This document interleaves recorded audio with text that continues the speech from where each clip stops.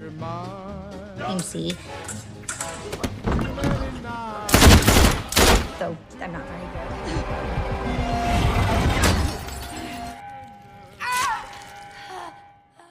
Yo, apa kabar kalian semuanya? Apakah kalian pernah bermain game ini?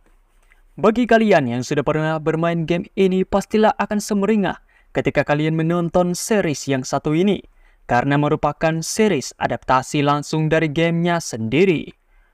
Bercerita mengenai kehidupan manusia setelah terjadinya kiamat nuklir, di mana manusia terbagi dalam dua golongan, yakni manusia yang hidup di dalam vault atau sebuah bunker khusus dan hidup dengan bahagia, serta manusia yang selamat dari ledakan nuklir dan masih hidup di permukaan dengan kehidupan yang sangatlah ekstrim. So, jadi bagaimanakah kehidupan dalam dunia pasca apokalips ini? Langsung saja teman-teman, Mimin sebagai tuan rumah menyajikan alur cerita dari series Fallout Season 1. Cerita kali ini dibuka dengan memperlihatkan tentang kehidupan dari seorang pria koboi bernama Cooper Howard dan juga anaknya yang sedang melakukan pertunjukan di sebuah acara ultah anak konglomerat.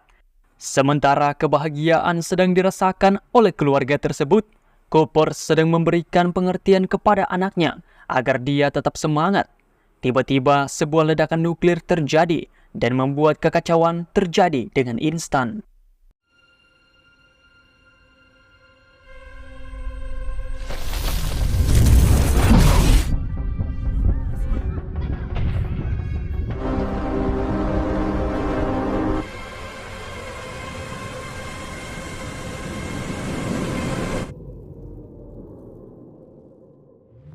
Cerita kemudian berganti jauh sekali ke 219 tahun kemudian setelah kejadian terakhir itu. Memperlihatkan seorang wanita cantik bernama Lucy McLean yang sedang mempresentasikan mengenai spesialnya kepada 3 dewan tertinggi di bunker. Oh iya, sampai sini Mimin jelaskan sedikit dulu. Jadi guys, setelah kejadian nuklir sebelumnya, pemerintah Amerika sudah membangun banyak sekali bunker yang tersebar di seluruh daratan Amerika dengan tujuan untuk menjaga populasi manusia agar tetap ada dan eksistensi di planet bumi. Dan bunker-bunker yang tersebar ini dibuat secara khusus menggunakan berbagai teknologi canggih yang membuat kehidupan di dalam bunker terlihat seperti kehidupan normal di permukaan dengan orang-orang yang dipenuhi dengan aturan dan juga kebahagiaan. Di dalam bunker itu sendiri, orang-orang memiliki spesial atau singkatnya berbagai kemampuan dalam beberapa bidang. Yang pernah bermain gamenya sudah pasti paham dengan apa yang saya katakan. Dan setiap orang yang tinggal di dalam vault atau bunker memiliki perangkat di tangan mereka yang bernama Pip-Boy yang berfungsi untuk membantu mempermudah segala aktivitas harian penduduk di dalam bunker. Bunker itu sendiri memiliki dewan yang mengatur dan mengambil keputusan di dalam bunker, serta ada juga pemimpin bunker yang kebetulan merupakan ayah dari Lucy. Oke guys, sampai sini dulu kita lanjutkan. Rupanya Lucy sementara meminta kepada para dewan untuk menyetujui dirinya menikah dengan pria dari vault tetangga, karena pria di vault mereka hanya itu-itu saja dan kebanyakan masihlah memiliki hubungan saudara dengan keluarganya.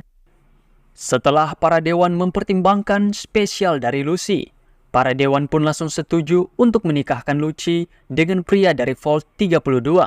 Oh iya, vault dari Lucy sendiri bernomor 33. Setelah itu, semua orang langsung mempersiapkan pesta pernikahan, sementara Lucy sendiri sudah bersiap dengan gaun pengantinnya. Semua orang pun lalu menuju gerbang perbatasan antara bunker untuk menyambut tamu dari bunker 32. Setelah mempelai pria bernama Monty dan para penduduk dari Vault 32 datang, mereka semua langsung saja melaksanakan pernikahan. Dan setelah ayah dari Lucy, yakni Hank McLean, memberikan pidato, mereka semua langsung melakukan pesta yang meriah. Setelah itu, Lucy membawa suaminya ke dalam kamar, dan benar saja mereka pun berkolaborasi. You know lah what I mean. Sementara itu, adik dari Lucy, yakni Norm, merasa janggal dengan perilaku dari penduduk Vault 32 yang sangatlah aneh. Norm kemudian secara diam-diam pergi ke Vault 32 dan melihat kalau bunker tersebut sudahlah berantakan, seperti tidak memiliki kehidupan di situ. Bahkan Norm sendiri menemukan mayat di sebuah ruangan. Cerita kembali kepada Lucy yang melihat adanya kejanggalan dari Monty dan mengetahui kalau Monty dan juga semua penduduk Vault 32 yang saat ini ada di Vault mereka adalah penjarah yang sedang menyamar untuk menjarah seluruh Vault. Akhirnya perkelahian antara mereka berdua seketika terjadi.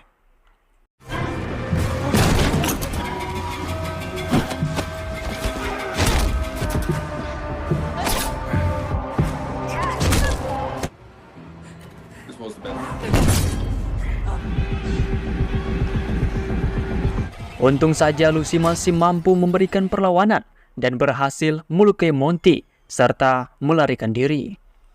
Setelah itu, ketika Lucy keluar dari kamarnya, rupanya telah terjadi kekacauan karena para penjarah mulai menghabisi para penduduk. Perlawanan antara penduduk Vault dan juga penjarah tentunya terjadi dengan cukup indah dan sangat menakutkan.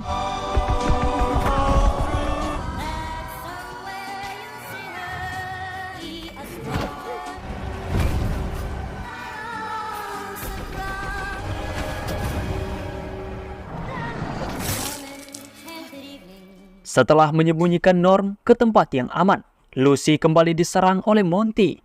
Untung saja si ayah datang dan langsung saja menghabisi Monty dengan menenggelamkannya. Setelah itu Lucy dan juga Hank mendatangi para penjarah yang sedang menyandra beberapa orang. Pimpinan penjarah yang bernama Moldaver langsung meminta Hank untuk memilih antara nyawa dari Lucy atau nyawa dari para sandera. Hank kemudian mengurung Lucy, lalu menyerahkan dirinya sendiri untuk dibawa oleh Moldaver.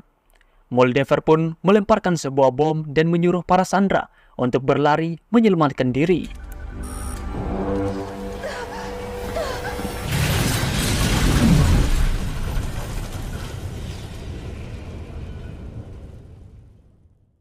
Setelah kejadian yang mengerikan tersebut, para penduduk Vault 33 yang masihlah selamat langsung melakukan pembersihan area mereka. Mereka kemudian melakukan rapat di mana Lucy meminta agar mereka mengirimkan tim demi mencari ayahnya di luar bunker. Akan tetapi para dewan tidak setuju karena yang paling utama bagi mereka adalah keselamatan dari Vault dan akan berbahaya bagi mereka untuk membuka gerbang menuju dunia luar. Pada akhirnya dengan nekat, Lucy, Norman, dan juga Chit, si penjaga gerbang, secara diam-diam membuka pintu keluar bunker. Setelah keluar dari bunker, terlihatlah dunia yang sangatlah begitu kacau dan juga sudah hancur. Cerita kemudian berganti kepada kehidupan di permukaan, kepada seorang pria bernama Maximus yang sedang dihajar oleh para seniornya. Rupanya mereka semua merupakan anggota aspiran dari kelompok Brotherhood of Steel. Setelah cukup dihajar oleh seniornya, Maximus ditemani oleh kawannya yang bernama Dan, lalu memasuki kelas untuk belajar seperti biasanya. Di dalam kelas, Maximus kemudian dihajar lagi oleh gurunya karena dia tidak dapat menjawab pertanyaan. Tak lama setelah itu, semua aspiran pun keluar kelas untuk melihat kedatangan dari para kesatria besi. Setelah itu, mereka secara diam-diam pergi untuk melihat baju besi yang digunakan oleh para kesatria. Maximus menjadi sangatlah kagum dengan kesatria besi dikarenakan dulu ketika terjadi ledakan nuklir pertama, dia diselamatkan oleh kesatria sehingga membuatnya ingin untuk menjadi salah satu dari kesatria tersebut. Besok harinya tanpa diduga, Dan mendapatkan promosi sebagai pengawal kesatria. Hal tersebut membuat Maximus menjadi iri dikarenakan dia juga ingin. Keesokan harinya tidak disangka ketika memakai sepatu, kaki dari Dan terluka parah karena di dalam sepatunya terdapat sebuah pisau yang sengaja diletakkan oleh seseorang untuk melukai kakinya. Tentu saja sebagai teman yang dekat dengan Dan, Maximuslah yang dituduh dan langsung diinterogasi oleh petinggi. Tentunya Maximus mengatakan kalau dia tidak melakukan hal tersebut, walaupun sebenarnya dia ingin hal itu terjadi. Mendengar hal tersebut, petinggi malah mempromosikan Maximus sebagai pengawal kesatria menggantikan Dan. Setelah itu, Maximus langsung melakukan upacara pelantikan untuk menjadi pengawal kesatria bernama Titus. Tentunya hal tersebut membuat Maximus menjadi sangat bersukacita karena apa yang dia impikan semakin dekat dengan dirinya. Di tempat yang berbeda, kita diperlihatkan seorang ilmuwan bernama Dr. Wilsing yang sedang melakukan sebuah percobaan untuk membuat fusi dingin yang memiliki tenaga sangatlah kuat, bahkan konon mampu untuk menyalakan kembali listrik satu kota. Dan tujuan dari Wilsing menciptakan fusi ini dikarenakan dia ingin untuk membantu semua orang di permukaan agar kembali mendapatkan pasokan energi listrik dan membangun kembali peradaban manusia. Wilsing juga memelihara seekor anjing yang dia sembunyikan secara diam-diam. Setelah busi ciptaannya sudah selesai, Wilsing pun kemudian menancapkannya di leher dengan tujuan untuk menyembunyikannya dan akan menyerahkan fusi tersebut kepada Moldaver yang merupakan pemimpin dari faksi masyarakat. Sialnya, seorang ilmuwan masuk ke dalam ruangannya dan mendapati kalau Wilsing melakukan eksperimen rahasia tersebut. Si pria itu pun langsung menyalakan alarm dan membuat si anjing menghabisinya saat itu juga. Setelah itu, Dr. Wilsing langsung saja kabur dari markas penelitiannya. Besok harinya, Maximus pun langsung ditugaskan untuk mengawal kesatria Titus, menjalankan sebuah misi untuk menangkap target yakni Dr. Wilsing. Maximus dan kesatria Titus pun langsung saja berangkat untuk menjalankan tugas mereka. Cerita pun berganti kepada 3 orang pemburu hadiah yang mendatangi sebuah kuburan dengan infus. Rupanya mereka ingin untuk membangunkan seorang ghoul dari dalam kuburan dan menangkapnya untuk dijual. Sedikit penjelasan kalau ghoul sendiri merupakan manusia yang sudah terpapar radiasi dan membuat mereka memiliki umur yang panjang dan kemampuan regenerasi terkecuali di titik vital. Dan rupanya ghoul ini merupakan Cooper, pria koboi yang kita lihat di awal film. Setelah membuka peti tersebut, yang terjadi selanjutnya.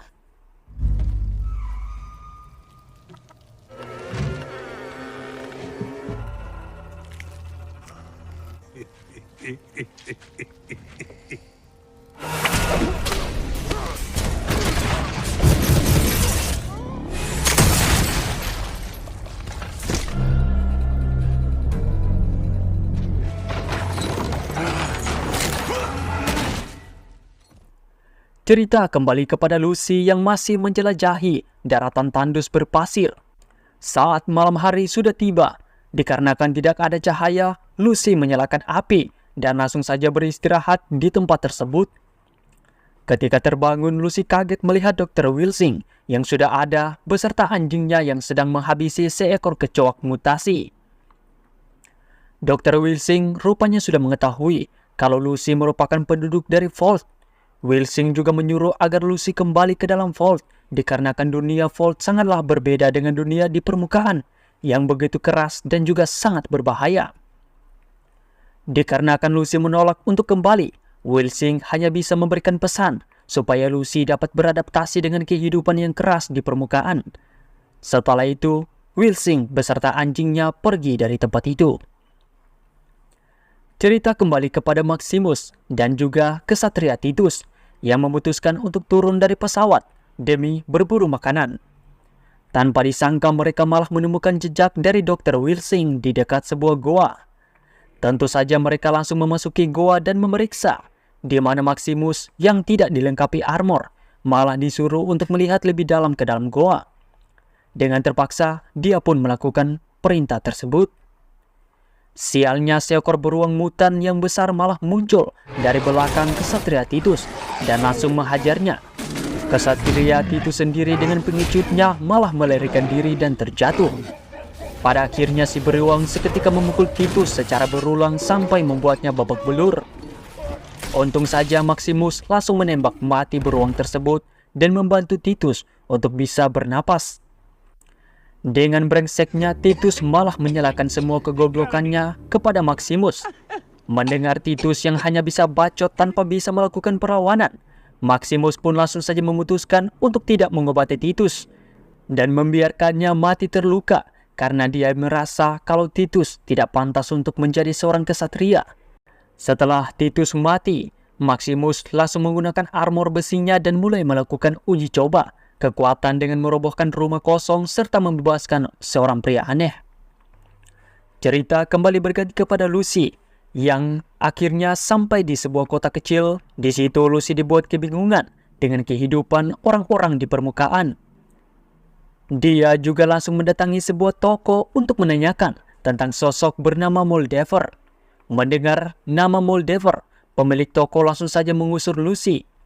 Tanpa disangka, Lucy kembali bertemu dengan Dr. Wilsing. Melihat kehadiran dari Wilsing, Cooper tiba-tiba muncul dan mengatakan kalau dia akan menangkap Wilsing karena harga kepala Wilsing sebagai buronan yang sangatlah besar. Dan tanpa banyak bacot, Cooper pun langsung menembak kaki dari Wilsing sampai putung. Melihat kehadiran dari Gold di kota mereka, semua orang pun seketika berusaha untuk menghabisi Cooper, sehingga aksi baku tembak antara satu kota melawan satu Gold terjadi.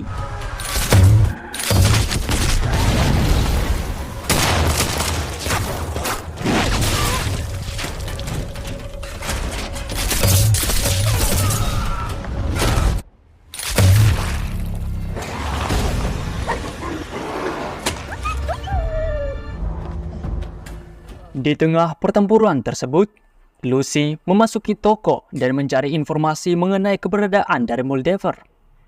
Di luar, ketika semua orang serta anjing dari Wilsing sudah berhasil dikalahkan oleh Cooper, Lucy dengan senjatanya keluar dan langsung menebaki Cooper dengan obat tidur.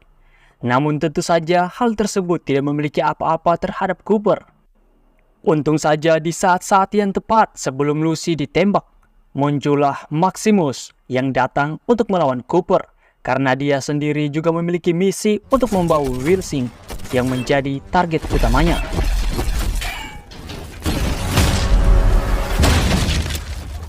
Pemilik toko juga langsung memasang kaki palsu kepada Wilsing, lalu memasang koordinat di Pip-Boy-nya, serta meminta Lucy untuk membawa Wilsing kepada kliennya yang ternyata adalah Moldaver, yang tentu saja disepakati oleh Lucy itu sendiri. Mereka pun langsung melarikan diri. Sementara itu, pertarungan antara Maximus dengan Cooper dimenangkan oleh Cooper karena dia sendiri mengetahui kelemahan dari baju besinya. Untungnya, Maximus berhasil untuk melarikan diri dengan cara terbang dan terjatuh di pinggir kota karena baju besinya sebelumnya telah dirusak oleh Cooper. Sementara itu, Cooper kemudian menyuntikkan sebuah serum kepada si anjing yang membuatnya kembali hidup dan menjadi jinak kepada Cooper. Mereka berdua pun kembali melakukan perjalanan untuk mencari Wilsing. Cerita lalu kembali ke dunia sebelum ledakan nuklir, di mana kita diperlihatkan sosok Cooper yang menjadi seorang aktor film cowboy. Dan Cooper juga menjadi seorang endorsement untuk perusahaan Vault dikarenakan dimintai oleh istrinya yang juga bekerja di situ. Cooper di situ menjadi bintang utama untuk mempromosikan perusahaan Vault, di mana perusahaan ini menyediakan ratusan bunker serta juga mengembangkan teknologi canggih.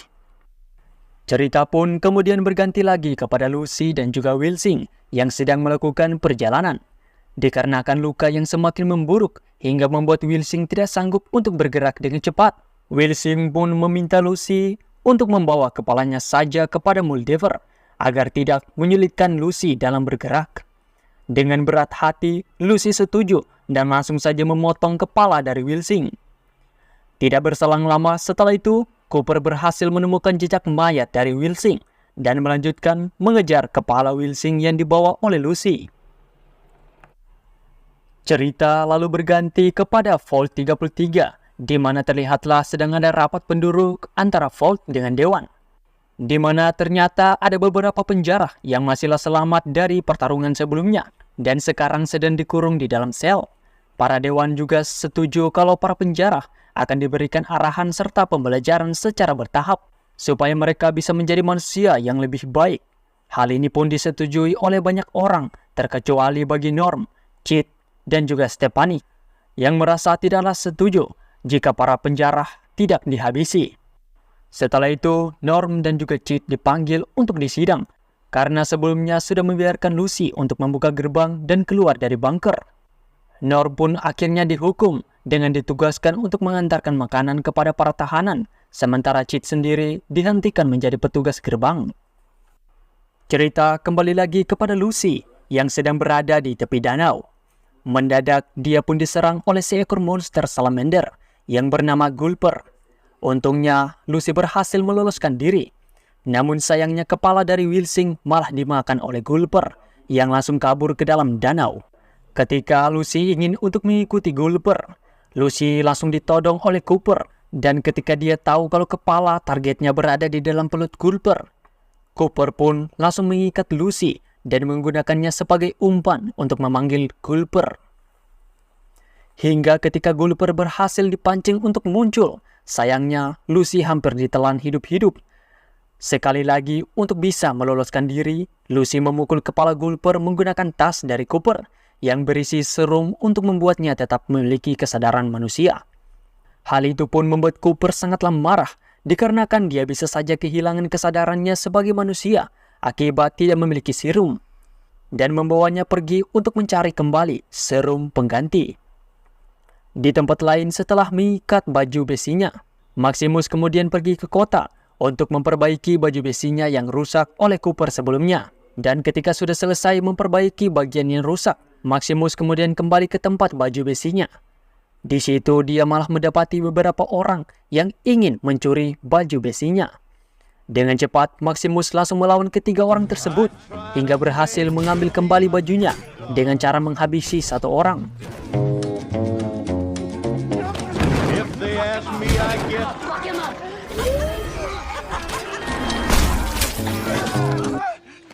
Get your replacement, Squire. Dan Maximus langsung berpura-pura dengan mengatakan kalau dia adalah kesatria Titus. Maximus juga mengatakan kalau dirinya telah gugur dalam menjalankan tugas. Sialnya lagi, markas utama langsung saja mengirimkan pendamping baru untuk menemani misi.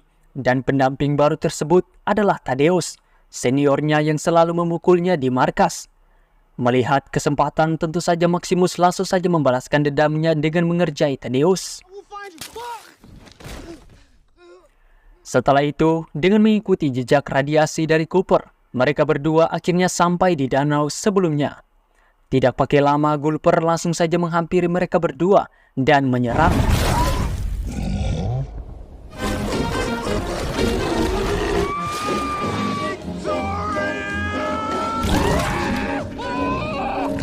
Untungnya Maximus menolong Thaddeus yang hampir ditelan hidup-hidup.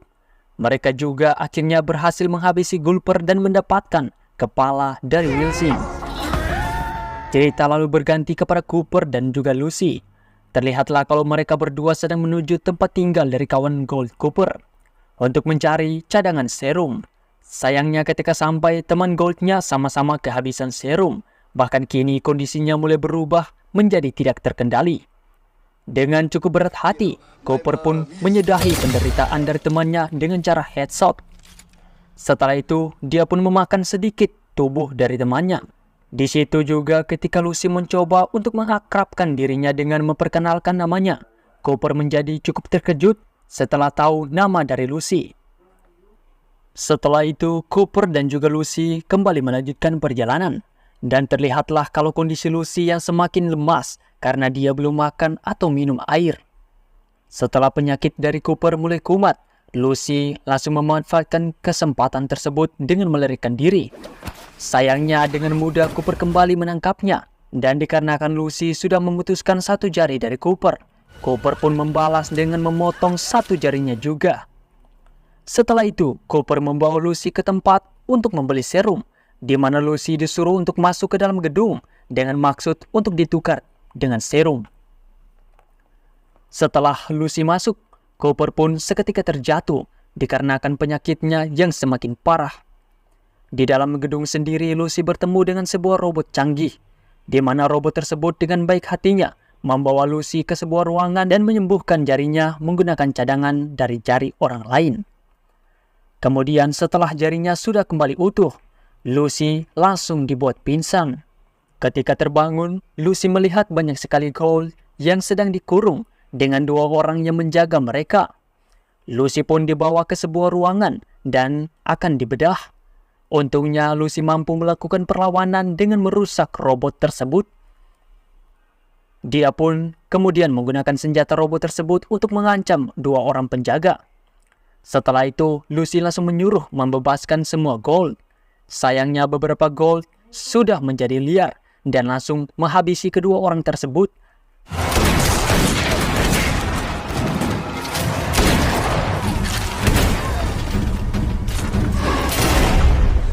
Lucy kemudian mengambil serum dan memberikannya kepada Cooper yang sedang terbaring sekarat. Setelah itu, Lucy pergi meninggalkan Cooper. Setelah Cooper sudah sembuh, Cooper pun memasuki gudang dan mengambil semua persediaan serum yang ada. Cooper juga melihat kaset filmnya dulu, dan dia pun langsung duduk santai menonton filmnya sendiri. Cerita lalu berganti kepada Vault yang terlihat kalaulah sekarang para penjara yang sedang dikurung tidak dapat mengubah sifat barbar mereka. Di samping itu terlihatlah Norm yang secara diam-diam mendapatkan informasi dari salah satu penjara kalau ternyata Vault 32 sudah hancur sebelum mereka datang untuk menjarah.